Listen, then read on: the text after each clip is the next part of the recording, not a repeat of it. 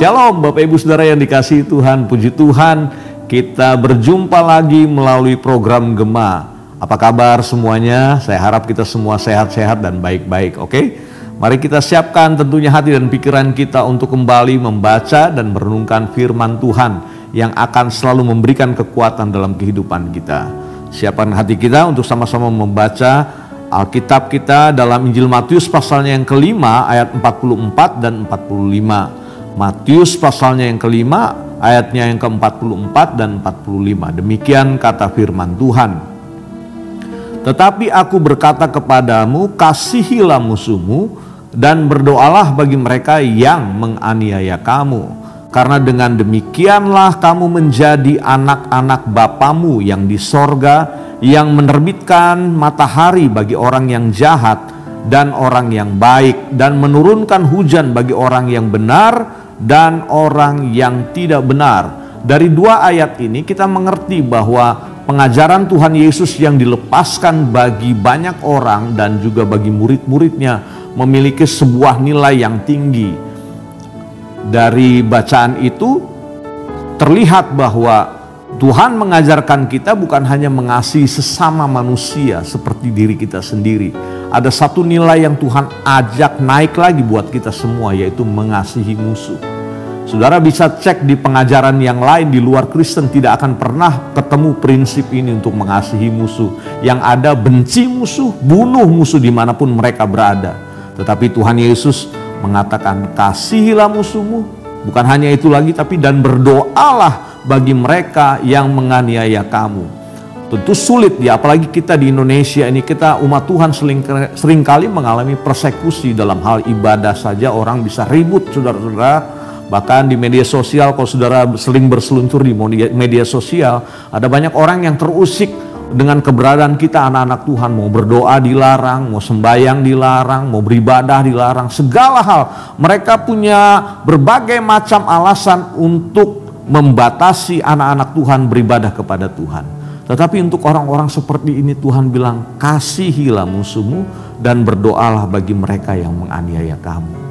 Ini sebuah prinsip yang dimunculkan oleh Tuhan Yesus, bahwa kalau kita mengasihi Tuhan, mengasihi sesama, harus juga plus ini, mengasihi musuh. Nah, yang berikutnya adalah karena dengan demikian, ada kalimat sambung di situ dikatakan, kamu menjadi anak-anak Bapamu. Ini menjadi sebuah penekanan yang penting bahwa kita diberikan identitas sebagai anak-anak Tuhan. Buktinya adalah waktu kita mengasihi sesama kita, waktu kita mengasihi musuh kita, karena katanya Tuhan atau Bapa kita menerbitkan matahari bukan hanya bagi orang yang jahat, tetapi juga buat orang yang baik. Dia menurunkan hujan bagi orang yang bukan hanya bagi orang yang benar, tetapi juga bagi orang yang tidak benar.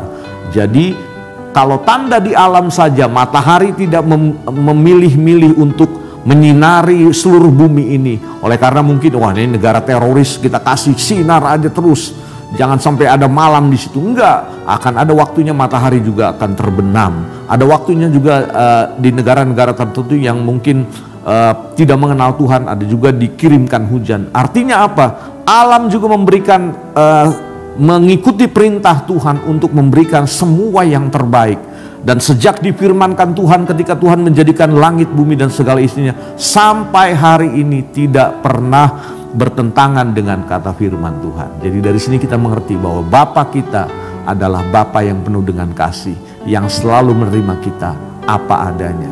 Dia selalu menerbitkan matahari bagi orang yang jahat, tapi juga menerbitkan matahari bagi orang yang baik. Dia menurunkan hujan bagi orang yang benar dan juga orang yang tidak benar. Dari situ kita mengerti bahwa Bapa kita adalah Bapa yang nyata bagi hidup kita, Bapa bagi semua kita.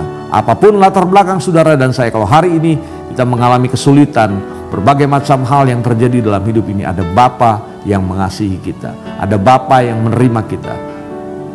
Kalau kita sudah jauh dari Tuhan hari ini, inilah waktu untuk kembali kepada kasih Bapa yang mengasihi kita apa adanya. Kiranya Tuhan menolong kita semua. Amin. Kami bersyukur untuk firman-Mu yang datang lagi hari ini, menyatakan bahwa Engkau adalah Bapa bagi semua kami. Bahkan lewat pengajaran-Mu, Engkau sendiri menyatakan untuk mengasihi musuh, untuk berdoa bagi mereka yang menganiaya kamu. Tuhan, terima kasih, ini tidak mudah. Kami percaya kami hidup di tengah-tengah situasi dunia yang semakin hari semakin jahat. Kami mungkin teraniaya oleh karena nama-Mu, tetapi biarlah pengajaran ini, karena Engkau penuh dengan kasih, biarlah anak-anak-Mu juga hidup dengan kasih. Kami mengasihi orang-orang yang membenci kami. Kami berdoa buat mereka yang menganiaya kami. Mungkin tidak secara fisik ya Tuhan, tetapi kami teraniaya secara perkataan. Kami teraniaya secara aturan-aturan yang tidak boleh begini dan tidak boleh begitu. Ajar kami untuk menyatakan kasih Bapa bagi dunia ini, sehingga dunia tahu bahwa Tuhan ada di dalam kami dan kami di dalam Engkau. Terpujilah nama-Mu. Dalam nama Yesus kami berdoa dan bersyukur. Haleluya. Amin. Alami Bapa yang penuh dengan kasih.